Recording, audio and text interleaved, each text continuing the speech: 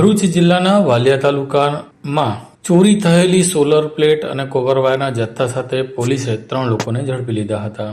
Valia police મથક વિસ્તારમાં નોંધાયેલા એક ગુનામાં વાલિયા પોલીસને બાતમી મળી હતી કે દિલીપ ઉર્ફે નિલેશ ગોવિંદ વસાવા રહેવાસી આદિવાસી ફળિયું કેસરગામ વાલિયાનાઓ અને તેના મિત્ર તુષાર મુકેશ વસાવા રહેવાસી સિંગલા ગામ ખાડી ફળિયું વાલિયા અને સતીશ ઉર્ફે સતલો શાંતિલાલ વસાવા રહેવાસી વડફળિયા સ્ટેશન ફળિયું વાલિયાનાઓ સોલર કેબલોની ચોરી કરેલ અને કેબલ વાયરો ક્યાંક સંતાડી રાખેલ જેવી બાતમી મળતા ત્રણેય ઈસમોને વાલિયા પોલીસ મથક ખાતે લાવીને કેબલ વાયર અંગેની પૂછપરછ કરતા તેઓએ સંતોષકારક જવાબ આપેલ નહીં.